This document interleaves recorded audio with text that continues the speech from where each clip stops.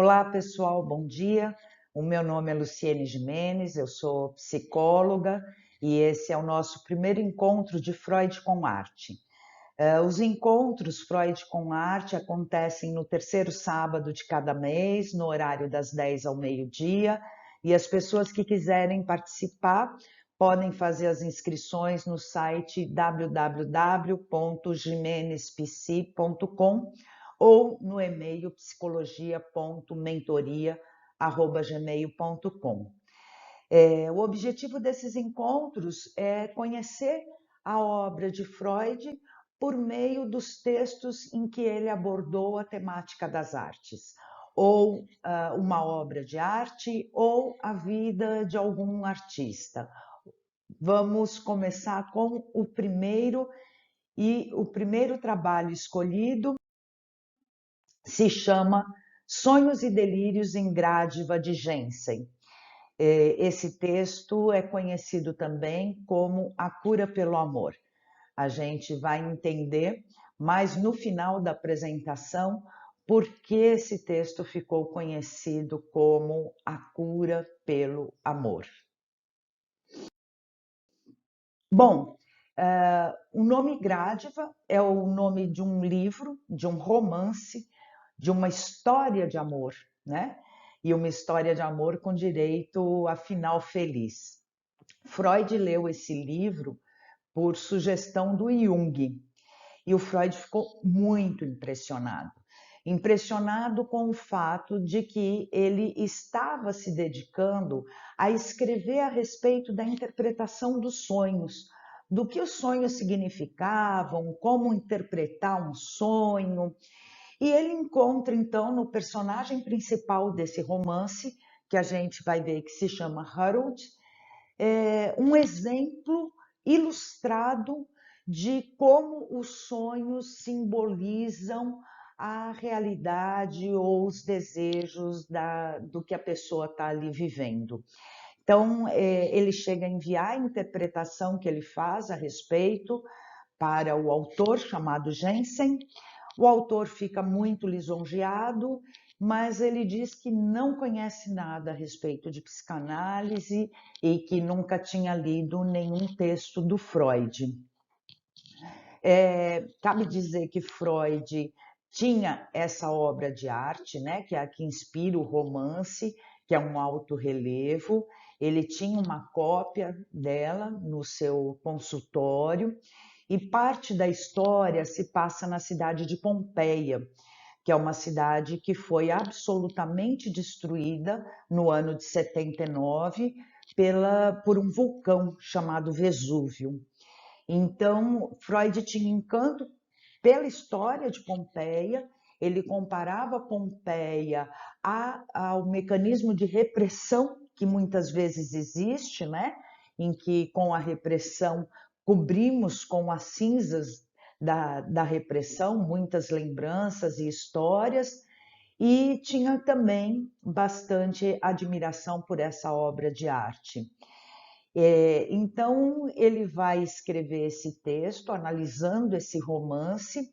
É um dos primeiros trabalhos do Freud, ele foi escrito em 1906 e Freud tinha na época 50 anos. Algumas perguntas que esse texto vai trazer, vai mostrar as respostas, né? Como se formam os sonhos e os delírios? Como deve ser a condução terapêutica diante de um paciente que está apresentando um delírio? E os conceitos, num estado muito germinal ainda, muito inicial da teoria psicanalítica, a gente vai encontrar inconsciente, repressão e deslocamento, os três conceitos que Freud vai apontar aqui nesse texto. Bom, eu vou eliminar todo o suspense que existe sobre, não só sobre o romance, né? Porque o romance ele tem aí um certo suspense, como também o próprio texto do Freud, que vai acompanhando esse suspense, e vou contar a história de modo que a gente possa conseguir fazer uma apresentação mais abreviada do texto. Então, a história é mais ou menos o seguinte: um jovem chamado Norbert Hanold, a gente não sabe muito sobre a história de vida dele, ele foi destinado pela família a estudar arqueologia. Não sabemos por quê. Ele se dedica completamente aos estudos e ao trabalho. Se afasta dos prazeres do mundo e não tem interesse por mulheres. Apenas mulheres de bronze ou de mármore vão despertar o interesse do nosso herói. Ele vivia para o seu trabalho, mas tinha uma imaginação muito viva. E Freud vai dizer que essa imaginação, essa divisão entre imaginação e intelecto, o predispunha a tornar-se ou um artista ou um neurótico. Ele estava entre aqueles cujo reino não é deste mundo. A segunda personagem tem dois nomes, né? O nome dela, de fato, no romance é Zoe. A Zoe é filha de um zoólogo que também se dedica integralmente ao trabalho, assim como o Norbert. A Zoe chega a dizer que para o pai uma cobra em álcool era mais importante do que ela, a filha dele. A Zoe e o Norbert são amigos de infância. Eles compartilham brincadeiras, jogos, lanches e o Norbert esquece completamente dessa sua parceira de infância. Ela é vizinha, ela mora na casa em frente da casa do Norbert. Muito bem. Um dia, passeando por um museu, o Hanold encontra essa obra de arte, né? Que são três mulheres. A gente vê a primeira está caminhando, a segunda está parada segurando o vestido, a terceira a gente só vê aqui a mãozinha dela com o jarro de água. E Hanold fica absolutamente encantado por essa obra de arte, ele se apaixona por essa imagem de uma forma incrível. Ele consegue uma cópia, encomenda uma cópia para ter essa obra de arte no seu escritório e poder observá-la o tempo que ele quiser. Freud vai dizer que aí existe um fato psicológico, ou seja, esse interesse, esse encanto não tem nenhuma explicação, nenhum fundamento, apenas é. Hanold se encanta principalmente com o pé dessa imagem, né? A quem ele vai dar o nome de Grádiva. Esse pé está numa posição quase que vertical em relação ao solo, né? E ele fica imaginando como pode alguém caminhar dessa maneira, com o pé tão arqueado. Nesse encanto com essa imagem, ele começa a criar uma história sobre ela, né? Então, ele imagina que ela é a filha de uma família muito nobre, que ela está caminhando para o templo e, devido ao seu semblante sereno, ela possivelmente teria vivido na cidade de Pompeia. Então, ele não só se apaixona por aquela imagem retratada na obra, principalmente pela posição do pé, como também ele começa a construir uma história para aquela imagem. A questão do pé fica tão intrigante para Hanold que ele tem um primeiro comportamento que a gente poderia chamar de muito estranho. Ele sai pela rua procurando alguma mulher que caminhe daquela maneira. Fica observando o modo delas andarem, olhando a posição do pé, e é claro, isso provoca um rechaço por parte das mulheres que se sentem incomodadas com aquela atitude dele. E ele conclui, então, que ninguém caminha daquele jeito, que é impossível caminhar daquela maneira. Aí, então, ele tem um primeiro sonho. Esse sonho vai se passar na cidade de Pompeia, antes da destruição de Pompeia. A gente tem aqui algumas imagens de Pompeia atualmente, né? Pompeia hoje é um grande sítio arqueológico, com muitas escavações, né? Se encontram algumas pessoas que morreram soterradas pelo vulcão, aqui várias delas, né?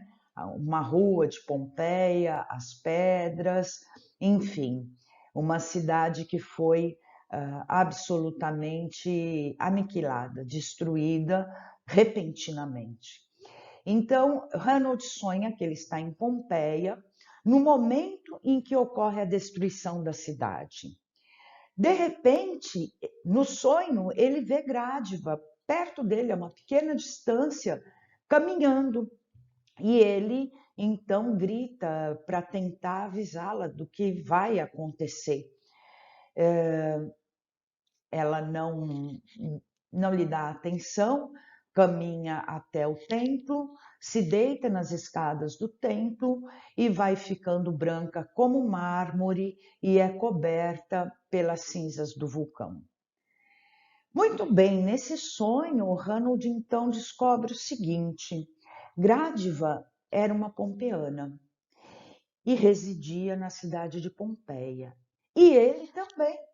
Ele vivia em Pompeia na mesma época que Grádiva, sem que ele nunca tivesse desconfiado disso. Muito bem, ao acordar, ele continua acreditando no sonho.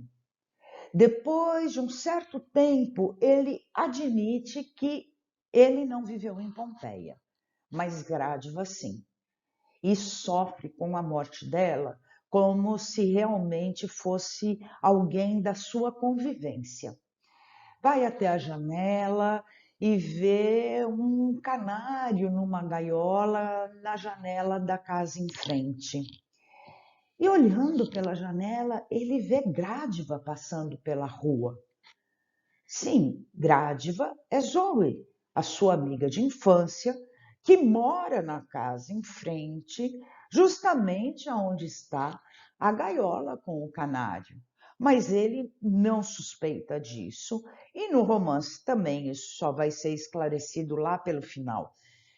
Nesse momento, o leitor não sabe se ele está delirando ou se realmente existe a Grádiva. E sim, existe. Ele vê uma mulher passando pela rua e acredita estar vendo Grádiva, e este é o segundo evento que mostra que as fronteiras entre a realidade e a fantasia estão ficando bastante lábeis.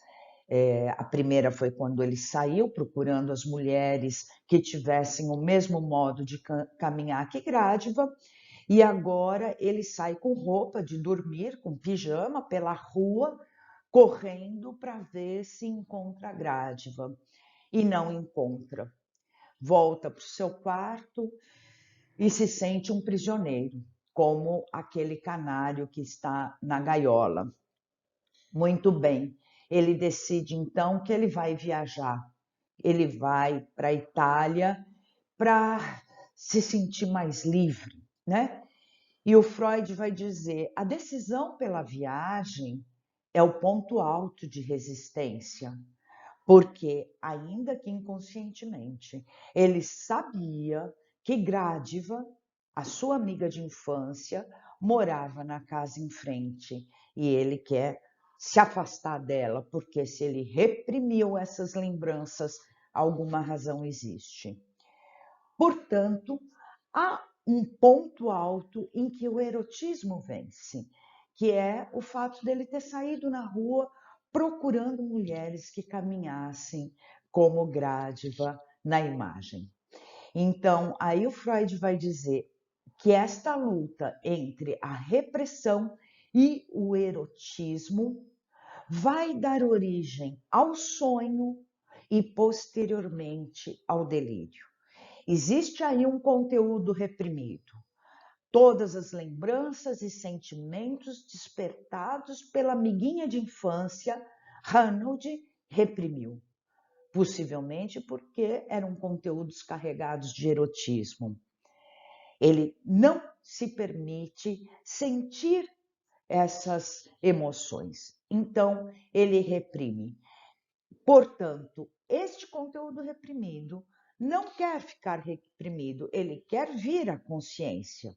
E a luta entre este conteúdo e a repressão vai dar origem aos sonhos e ao delírio. A gente vai ver isso de uma forma muito ilustrada na parte 2, em que Freud vai contar para a gente como se formam os sonhos e o delírio e o que é o inconsciente. Daqui a pouco a gente vai para a parte 2.